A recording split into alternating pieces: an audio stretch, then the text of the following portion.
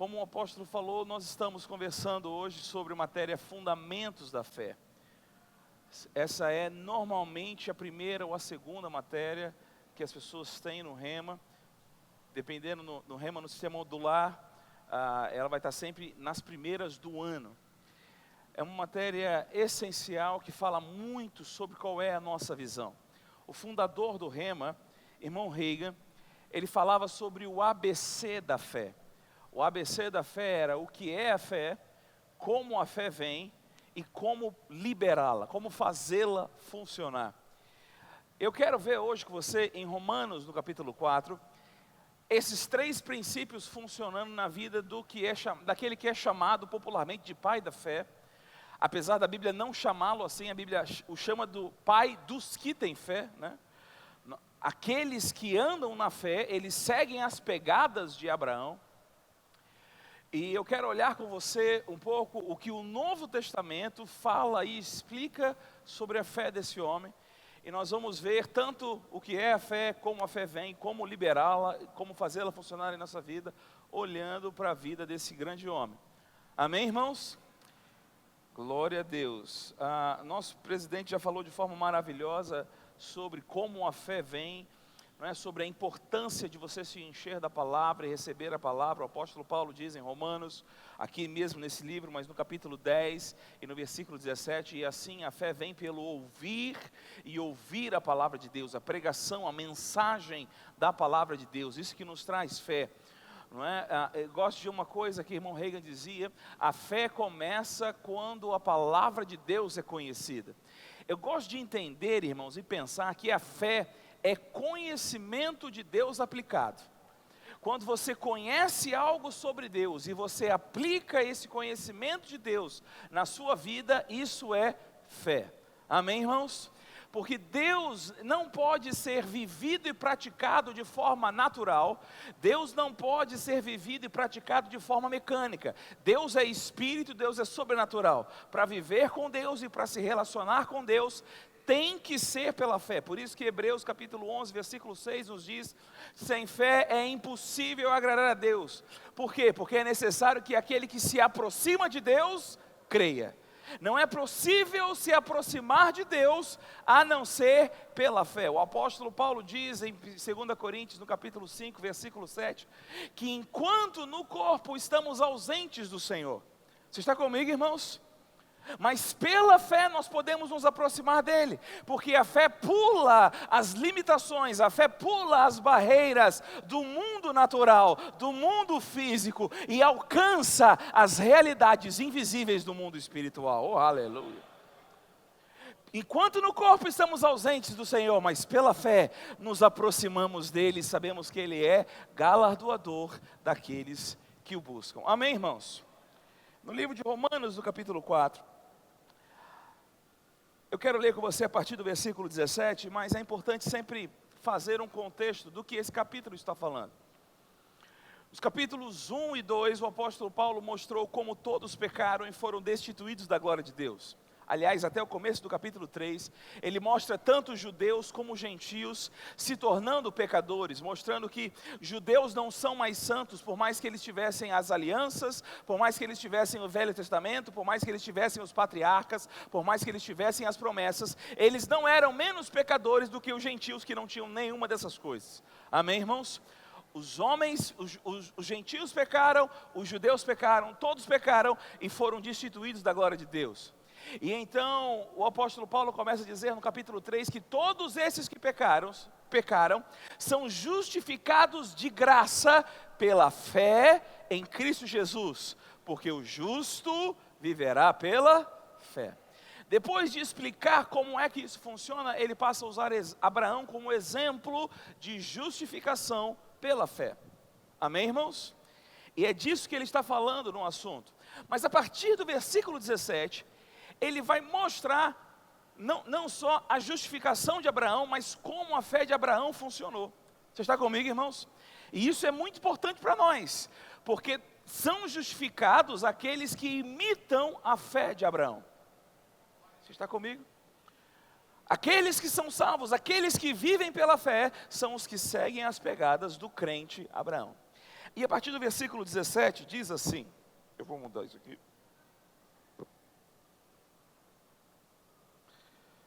Como está escrito? Você achou? Como está escrito? Por pai de muitas nações te constituí. Diga, isso está escrito. Perante aquele no qual creu, o Deus que faz o quê? Vamos lá, gente, o Deus que faz o quê? O Deus que vivifica os mortos e... Deus chama à existência as coisas que não são, como se já fossem, ou na minha versão diz, chama à existência as coisas que não existem.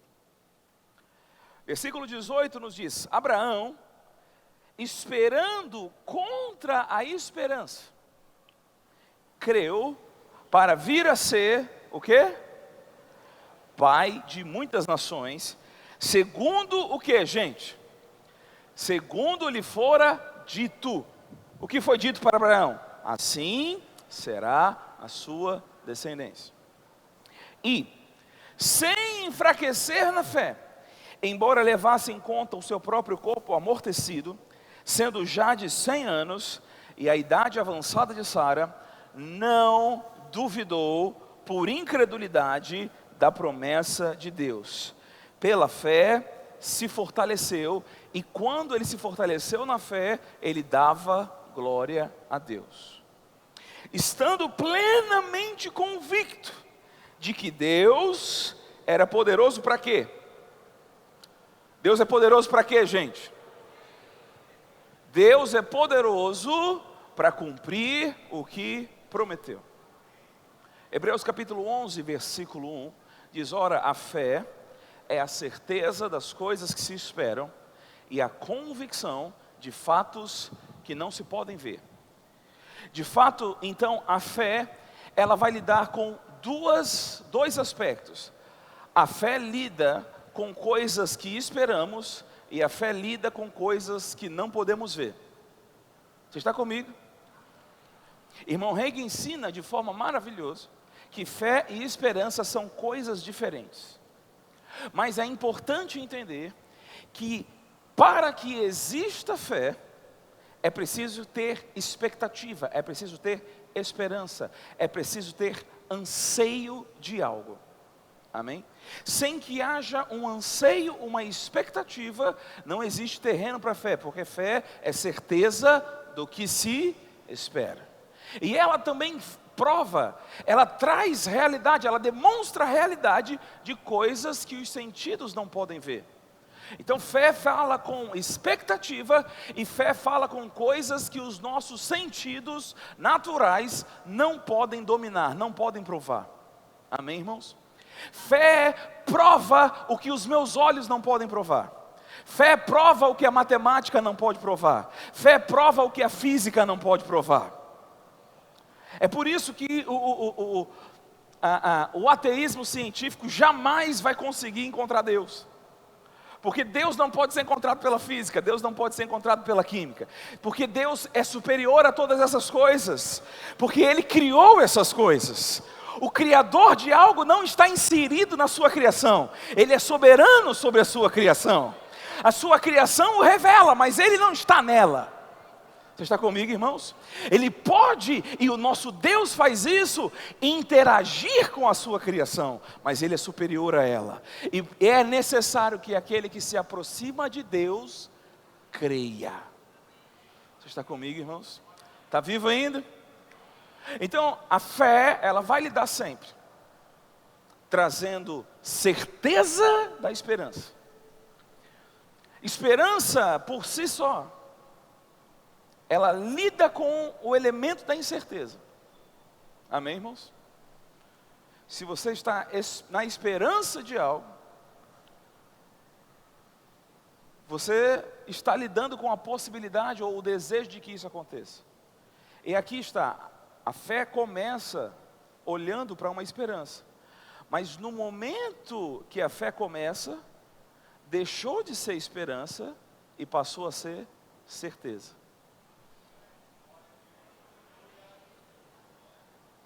Antes eu tinha uma expectativa, uma esperança. Mas quando a fé entrou, eu passei a ter o quê? Uma certeza. Que não posso provar com as minhas mãos, não posso provar com os meus olhos, mas eu tenho convicção da sua realidade. Oh, aleluia. Eu gosto de uma versão desse versículo de Hebreus 11:1, que diz que a fé é o título de propriedade. Nós vivemos na Paraíba, meu pai mora no Chile, esteve aqui na Paraíba recentemente, e ele fica muito impressionado toda vez que vem aqui, tanto aqui na região de João Pessoa como lá em Campina Grande, a quantidade de empreendimentos imobiliários. E ele fica falando o tempo todo, nossa, quanto prédio está surgindo nessa cidade. E quando um novo empreendimento começa, muita gente já corre lá nos estandes, e eles já compram aqueles prédios, aqueles apartamentos, aquelas salas, que serão ainda construídas, não é assim? Então digamos que vai surgir um novo prédio aqui, uma empresa de renome e segura, lança um empreendimento, e ele abre o dia, e você está com bala na agulha, você vai lá e chega, e não sei como é que faz isso, eu ainda não comprei nenhum imóvel, mas eu vou comprar em nome de Jesus, mas ainda não comprei. Aí você chega lá com o dinheiro, se isso for possível, você compra tudo de uma vez, já dá lá o cheque, as coisas, está tudo certo. Você está comigo, irmãos? E aí você sai com um documento lá. Veja, o apartamento não foi construído, a sala não foi construída, você não entrou, você não viu, você não pegou, mas você tem um documento. Oh, aleluia. A partir daquele dia, com aquele documento, ninguém pode dizer que você não tem mais casa. Porque você tem um documento que diz, eu tenho uma casa. Eu não vou ter casa um dia. Eu tenho uma casa hoje, porque eu tenho um documento. A fé é esse documento, oh, aleluia. A fé é a posse antecipada das coisas que se esperam. O título de propriedade. Agora vamos olhar para essa cena de Abraão. Deus, do nada, Abraão estava quieto no canto dele em Ur dos Caldeus. Você já reparou isso, irmãos, que Abraão não estava orando pedindo filho? Alô? Quantos já leram ao fundo a história de Abraão? Abraão não estava pedindo filho, ele estava na dele, vivendo na dele. Obviamente ele tinha um anseio. Você está comigo, irmãos? E Deus se apresenta a Abraão. Agora, algo que precisamos entender, irmãos, e que aqueles que criticam a palavra da fé não conseguem ver do que pregamos, é o seguinte. Porque quando Deus chama Abraão e fala com Abraão, eu vou te dar um filho, Deus não está apenas satisfazendo o desejo de Abraão. Alô? Você está comigo? Abraão tinha um anseio de ter um filho? O texto mostra que sim. Mas Deus tem um plano, Deus é soberano e onipresente. Você está comigo? Onisciente, Ele está vendo o quadro todo. Então quando Deus estabelece o plano de ação dele, e Ele fala com Abraão, Ele não está vendo apenas o desejo de Abraão, Ele está vendo o Messias na cruz. Alô? O Messias que Ele prometeu lá no Éden, o descendente de mulher que ia pisar a cabeça da serpente, Deus está negociando a vinda dele através desse homem chamado Abraão. Em ti serão benditas todas as famílias da terra. O apóstolo Paulo, explicando esse texto, diz que isso é o pré-anúncio do Evangelho. Deus estava pré-anunciando o Evangelho de Jesus Cristo a Abraão, dizendo, Abraão, através de você, sim, eu vou satisfazer o seu desejo, eu vou satisfazer o seu anseio de ser pai, mas não é só isso que eu estou fazendo, eu estou fazendo algo muito maior, através de você, através da promessa que eu estou dando na sua vida, através de cumprir isso em você, eu vou trazer aquele que vai abençoar todas as famílias da terra. Oh, aleluia. Vai ser através de você. Abraão ouviu essa palavra. Abraão recebeu essa palavra. E como é que a fé vem? A fé vem por ouvir.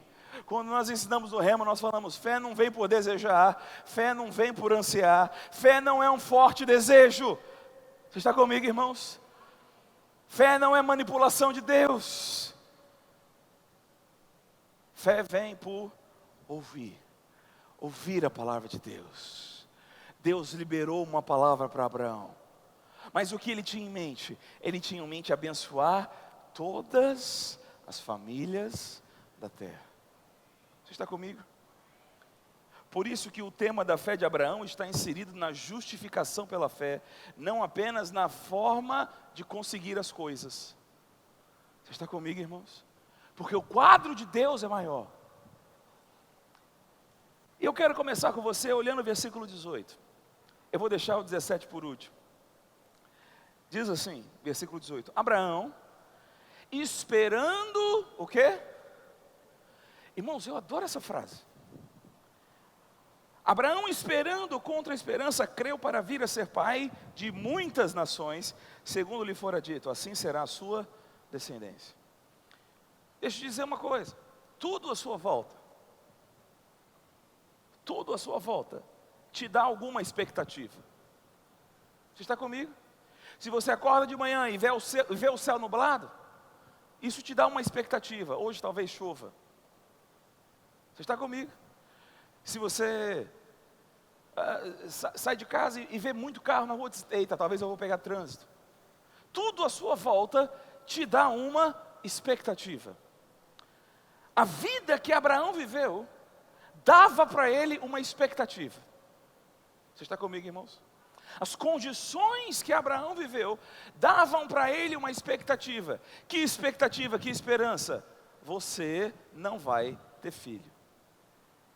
Tudo na volta dele fazia ele esperar e buscar outras soluções. Esse mesmo versículo, na nova versão transformadora, diz assim: mesmo quando não havia motivo para ter esperança. Você está comigo? Mesmo quando não havia, por que não havia motivo para ter esperança? Porque a esperança em volta dele dava uma expectativa negativa para ele.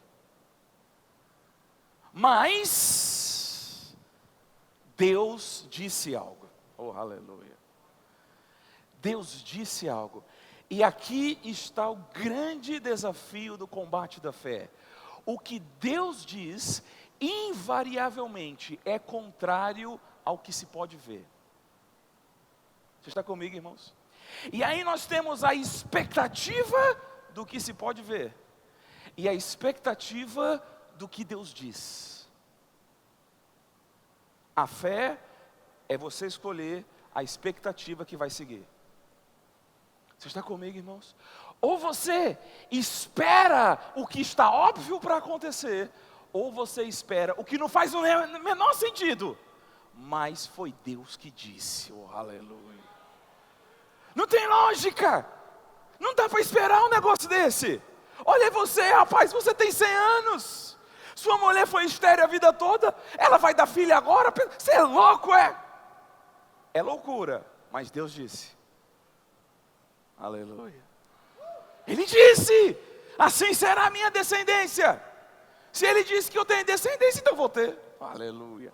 Abraão decidiu crer na esperança que não tinha lógica. Ele escolheu ficar com aquilo que Deus disse. Agora preste atenção, porque o texto diz algumas coisas interessantes. Esperando contra a esperança, ele o quê? Creu para vir a ser pai de muitas nações. Por que ele creu nisso? Porque estava na cabeça dele. Olha para cá, irmão, pelo amor de Deus. Abraão desejava ser pai? Sim ou não? Ele desejava ser pai antes de Deus falar que ele seria pai? Mas por que ele só creu depois? Porque a fé só começa onde a vontade de Deus é conhecida. Antes de Deus falar, nós só temos anseios. Mas quando a palavra chega, oh aleluia, aí nós podemos crer em alguma coisa. Você está comigo? Assim será. Por que ele creu? Ele creu porque foi dito. assim será a sua descendência. E sem enfraquecer na fé. E isso é algo muito importante, irmãos. A Bíblia fala de fé pequena, a Bíblia fala de fé grande, a Bíblia fala de fortalecer na fé, edificar a fé. Fé, se não for nutrida, ela pode enfraquecer. Você está comigo? Amém, irmãos? E como é que fortalece a fé, pastor? Como é que a fé vem?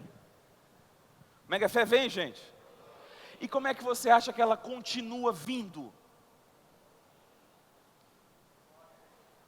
Continua ouvindo.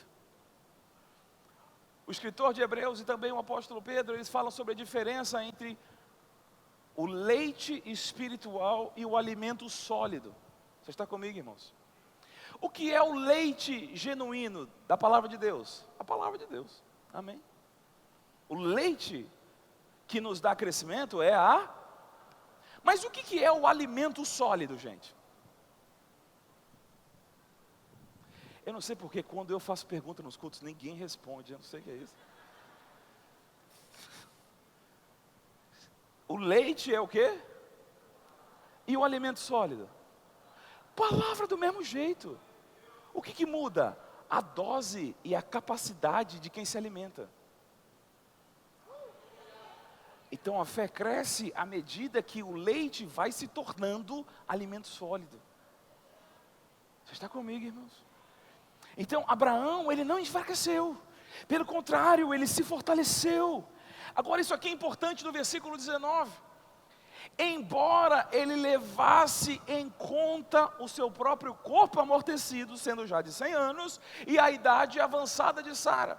Um erro que muita gente comete ao começar a receber a palavra da fé, e que causa muitas críticas que nós recebemos, é o seguinte: as pessoas começam a negar evidências, começam a trazer a desexistência às coisas que são. Mas não é isso que a Bíblia está dizendo que Deus faz. Você está comigo, irmãos? Quando estão enfrentando uma enfermidade, as pessoas falam: não estou doente. Não, isso não é fé não, isso é mentira mesmo. Você está comigo, irmãos? Fé não é negar coisas. Fé não... Abraão não olhou para o corpo dele e falou assim: é corpo de um garoto de 18. Alô? Jesus disse: se você disser para esse monte... Jesus não disse: negue que o monte existe. Olhe para o monte. Aleluia. Olhe bem na cara dele e diga para ele: ergue-te e lança-te no mar. Oh, aleluia. Fé não é negar o que existe. Fé é esperar contra a esperança. Ok, eu tenho 100 anos. Naturalmente não dá, mas Deus disse, então eu vou ficar com o que Deus disse. Não é negar realidades, é criar realidades novas com a palavra de Deus, irmãos. E o versículo 20 nos diz algo muito interessante. Ele diz assim: não duvidou, por o quê? Irmão, preste atenção nisso aqui, porque isso aqui é importante. Quem no mundo ia condenar Abraão se um homem de 100 anos com uma mulher estéril não tivesse filho? Você está comigo? Quem ia dizer: nossa, que coisa horrível? Quem ia dizer isso? Pelo contrário, o pessoal ia fazer reunião de oração por esse casal. Sim ou não? Mas a partir do momento que Deus deu uma palavra, se ele acredita no que dá para ver, isso já é incredulidade. Alô? Tudo bem com você? Não importa se faz todo sentido. Não importa se é justificável.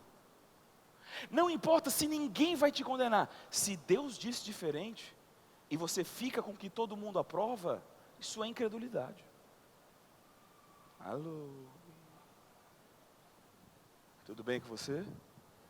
Não, a doença veio, e você tem que entender, eu já estou com uma certa idade, e todo mundo na minha família morreu disso, é normal. Se Deus disse que é curado, o nome disso é incredulidade. Pode ser uma incredulidade lógica, consciente, equilibrada, mas ainda assim é incredulidade. Oh, aleluia. A fé é louca mesmo. Você está comigo, irmãos? Era incredulidade acreditar no óbvio, ele não pode ter filho. Mas o óbvio era contrário ao que Deus disse. Deus disse, é pai.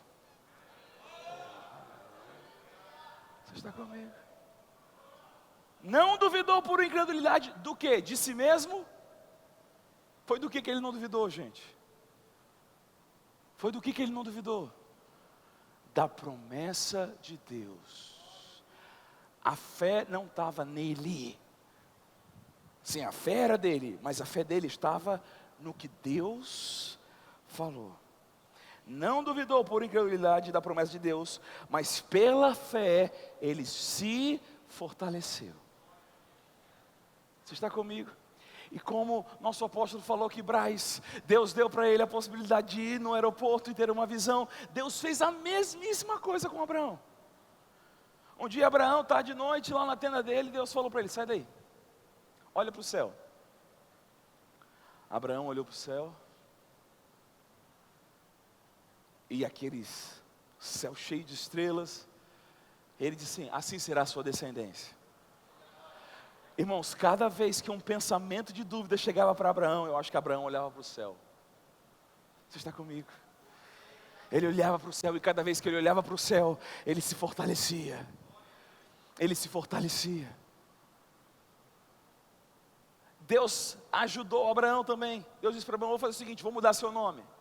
Seu nome não é mais pai exaltado, seu nome agora é pai de multidões. E aí agora onde Abraão vai, e quem Abraão conhece, ele se apresenta, prazer, eu sou o pai de uma multidão. Talvez a pessoa falasse, mas quantos filhos você tem? Não tenho nenhum, mas eu sou pai de uma multidão. Abraão começou a liberar a fé dele, dizendo o seu próprio nome. Eu sou pai de multidão, eu sou pai de multidão. Cada vez que ele falava, ele ouvia, eu sou pai de multidão, eu sou pai de multidão, eu sou pai de multidão. Tenho 100 anos, minha mulher é estéril, mas não importa, eu sou pai de multidão. Aleluia, aleluia. Eu sou pai de multidão. E cada vez que ele falava isso, Deus era glorificado. Você está comigo, irmãos? Deus é glorificado quando você age pela fé. Deus é glorificado quando você duvida do que vê e acredita no que não vê, só porque Deus falou. Deus é glorificado nisso. Isso traz glória para Deus. Aleluia. Estando plenamente convicto de que Ele era poderoso. Para quê? Ele era poderoso para quê? Você está com a Bíblia aberta. Na minha pregação não fecha a Bíblia, irmão. Eu sempre vou voltar para ela. Plenamente convicto de que Deus era poderoso para o quê? Cumprir o que prometeu. Uma coisa que você precisa aprender rápido. Deus não está aí tratando as pessoas como bibelôs e como se fosse o BNDES celestial. Deus vai cumprir o que prometeu na sua vida. Deus está comprometido com a sua palavra. Ele enviou a sua palavra e nos sarou. A palavra dele não volta vazia. Você está comigo, irmãos? Amém. Eu velo sobre a minha palavra para a cumprir. Ele está comprometido com a sua palavra. Porque ele estabeleceu no céu, sobre todas as coisas, o seu nome e a sua palavra. E Abraão estava convicto, plenamente convicto. Eu lembro muito, o pastor Bud falava sobre essa expressão, totalmente persuadido. Não havia nenhum neurônio, não havia nenhuma possibilidade de alguém convencer a Abraão de que Deus não ia fazer. E aqui está, irmãos, às vezes a gente fica pensando que é a nossa fé que faz. Não é a nossa fé que faz, o que faz é Deus. A nossa fé é concordar com Deus e saber que Ele é plenamente capaz de cumprir o que prometeu. Muitas vezes nós dizemos na empolgação que a fé vai mover, a fé move a mão de Deus, a antiga canção falava isso, fé move a mão de Deus, mas eu gosto de pensar, irmãos, até porque os meus desejos, os meus anseios mudam. Você está comigo? Eu sou uma pessoa que está sujeito a variações. Estamos crescendo para cada dia chegar à estatura de varão perfeito, onde variaremos menos, amém, irmãos? Mas Deus é imutável. Não dá para imaginar que Deus vai vir ficar satisfazendo os meus anseios. Quando nós cremos, nós entramos aonde Deus sempre quis, aleluia, que a gente estivesse. Quando nós cremos, nós entramos naquele plano que Ele teve de antemão. Porque quando Abraão creu em Deus, ele não só recebeu o que ele desejava, o plano de Deus foi se desenrolando. Agora isso é importante acontecer. Se Abraão não tivesse crido, Deus ia achar outro, sem dúvida. Mas a gente não estaria falando 4.000 anos depois de Abraão aqui. Por que a gente está falando de Abraão 4.000 anos depois? Porque ele creu na ideia de Deus. Você está comigo, irmãos? Amém. Talvez você pense que está crendo para uma coisinha na sua vida. Mas quando você está alinhado com a palavra de Deus sobre qualquer coisa na sua vida, você está entrando no plano soberano de Deus das coisas. Você está entendendo isso? A ideia gigantesca de Deus para a humanidade. Cada vez que você coloca a sua fé na palavra de Deus, algo do plano soberano de Deus se desenrola sobre a terra. Oh, meu Deus do céu. Não é maravilhoso pensar nisso, irmão? Não é maravilhoso pensar que só porque eu estou lidando com a enfermidade do meu filho, Deus está desenvolvendo um plano gigantesco, que talvez aconteça anos depois que eu morrer? É maravilhoso pensar nisso, irmãos. Amém. Jesus veio séculos depois de Abraão, mas veio da linhagem de Abraão, porque ele creu em Deus e isso lhe foi imputado para a justiça. Agora, a questão toda para mim acontece no versículo 17. E eu quero olhar com você para o versículo 17. E a gente vai caminhar para encerrar aqui.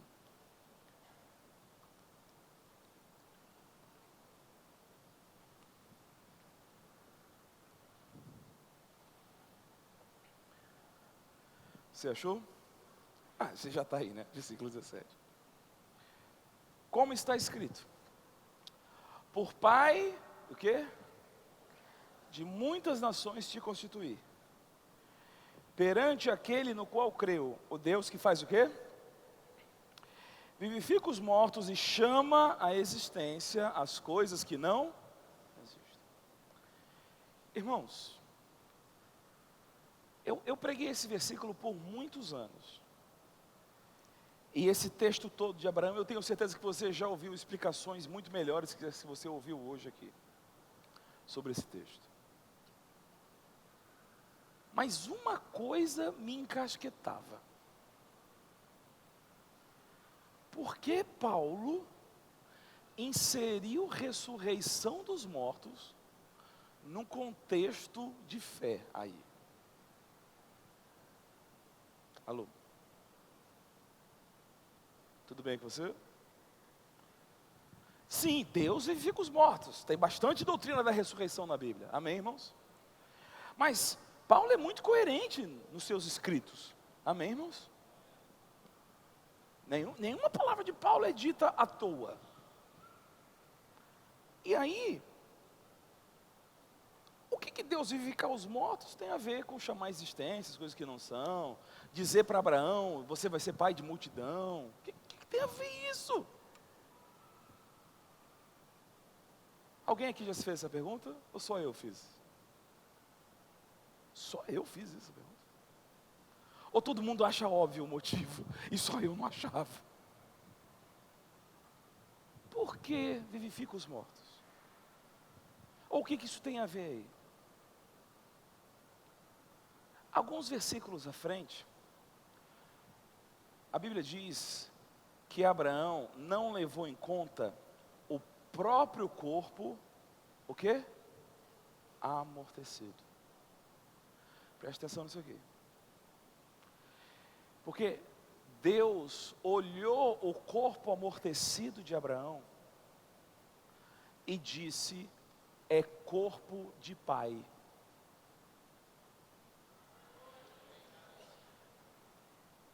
Era um corpo amortecido. Você está comigo? E você sabe de que tipo de morte ele está falando aqui. Ele está falando de ter filho. Ele tem 100 anos. Certas coisas já não estavam mais, né, como deveriam estar. Abraão estava amortecido. Você está comigo, irmãos? Mas Deus olhou para Abraão e disse: você é pai. E aí eu tenho duas escolhas: ou eu fico com a morte que está no meu corpo, ou eu fico com o que Deus falou. Agora preste atenção. Quando Abraão ficou com o que Deus falou, a morte que estava real no corpo começou a recuar.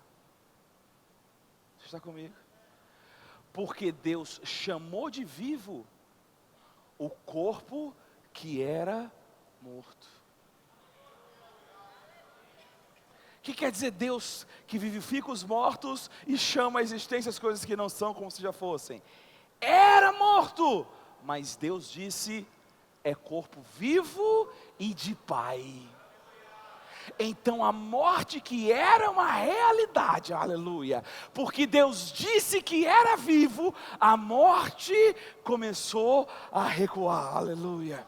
Você está comigo, irmãos? A morte começou a ir para trás, porque Deus disse: é vivo. Agora presta atenção, se Abraão não acreditasse na vida, nada teria acontecido. Mas quando Abraão concordou com Deus, o poder de Deus entrou no corpo de Abraão. Você está comigo, irmãos? E a morte que estava no seu corpo começou a recuar. Eu fico pensando em alguns textos da palavra de Deus. O apóstolo citou o texto do povo passando pelo mar, irmãos. E eu me lembro dessa cena.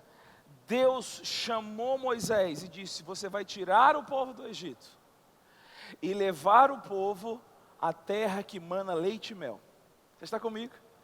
E depois de toda aquela pirotecnia no Egito, Faraó deixa o povo sair, amém? E o povo está saindo, e o povo chega diante do Mar Vermelho. A minha pergunta para você: a margem do Mar Vermelho era a terra prometida que Deus falou? Sim ou não? Não. Aí Moisés está diante do Mar Vermelho, montanha, montanha, e Faraó vindo lá atrás. E o povo começa a indagar. Quando Moisés pensa em orar, Deus fala assim: está me perguntando o quê? Diga ao povo que marche.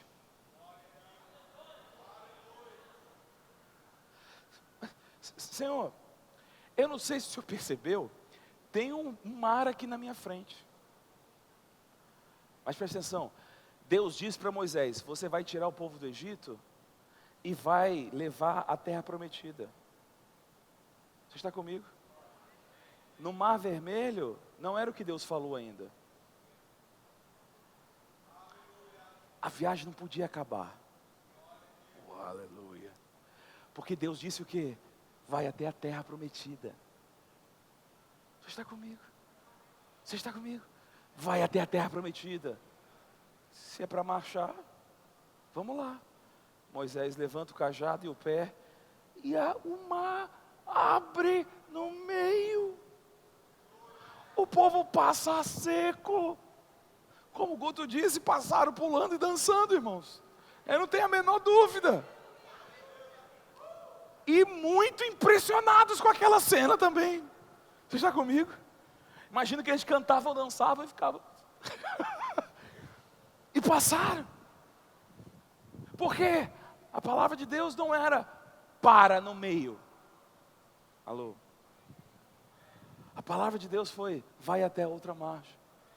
Jesus chegou para os seus discípulos e falou assim, vamos até a outra margem do lago. Ele entra no barco e vai dormir. E começa uma tempestade. E, irmãos, eu fico pensando nessa tempestade, porque tinha pelo menos 4 pescadores entre o grupo de discípulos. E quando 4 pescadores que estão no barco começam a dizer que o barco vai afundar, irmão, dá um certo medo, né? Certa vez, a gente no ministério viaja muito de avião, e a gente aprende que turbulência faz parte da vida, acontece, ninguém normalmente se assusta com turbulência. Mas teve uma única vez que eu estava viajando, e os comissários estavam passando o serviço de bordo, e normalmente quando tem turbulência, eles param o serviço de bordo, mas eles vão até o final do corredor, guardam o carrinho e se sentam. Nessa vez, dessa turbulência, o comissário de bordo pulou no primeiro banco que ele viu na frente e ficou segurando o carrinho no meio do corredor.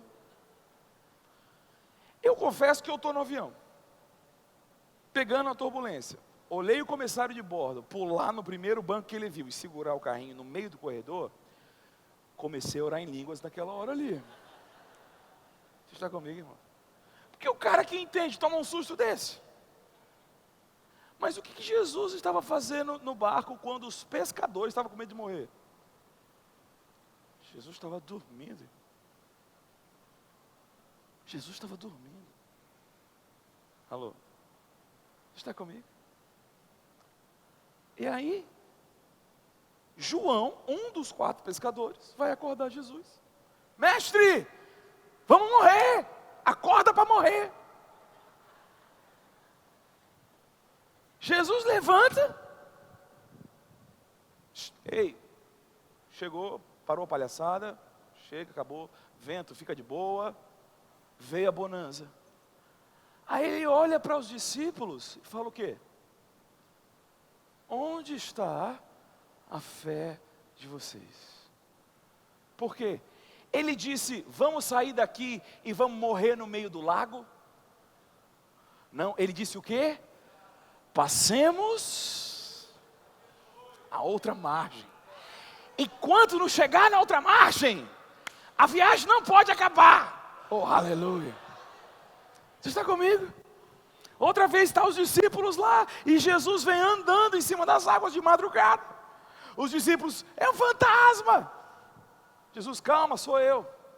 E Pedro fala assim, Senhor, se és tu, manda eu ter contigo andando sobre as águas. E Jesus disse o quê? Vem. Alguns acham que Jesus não estava mandando nada. Mas eu acho, irmãos, que Pedro não sairia do barco se Jesus não tivesse dito. Você está comigo? Pedro só saiu porque Jesus disse, vem. E Pedro saiu do barco e começou a andar. Mas aí o que aconteceu? Pedro reparou as ondas. E aqui ele tem o histórico de pescador dele. Ele conhece maré, ele conhece o tamanho das ondas. E ele tem a palavra de Jesus. E a Bíblia diz que ele começa a afundar. Eu não sei você, irmão, para mim isso já é um milagre, a pessoa começar a afundar. Normalmente eu afundo automaticamente. Você está comigo? Para mim afundar é uma coisa muito rápida. Mas era o combate da fé sendo travado no coração e na mente de Pedro. Você está comigo? A informação do conhecimento natural e a informação da palavra de Jesus. Ele está andando com Jesus. Ele está vendo Jesus fazer coisas absurdas. Ele viu água virar vinho. Ele viu cego enxergar. Eu vi essas coisas. Mas eu também conheço essa onda. Eu já vi esse negócio. Mas ele já fez tanta coisa. Ele multiplicou o pão. Eu sei. Mas um manezinho já morreu num vento igual a esse. Essa luta. Ele começou a afundar. Você está comigo, irmãos? E todos nós passamos por isso. E é por isso que às vezes demora. Está comigo, irmãos? Porque as informações do que a gente conhece fazem guerra contra a informação da palavra de Deus em nosso coração. E Pedro começou a afundar. Mas ele gritou: Jesus, me acorde. Jesus estava lá e o levantou. Mas Jesus disse: por que você duvidou? Alô? Jesus não via motivo num pescador que conhecia de maré duvidar de que podia andar em cima da água. Por que não tinha motivo? Porque Jesus disse.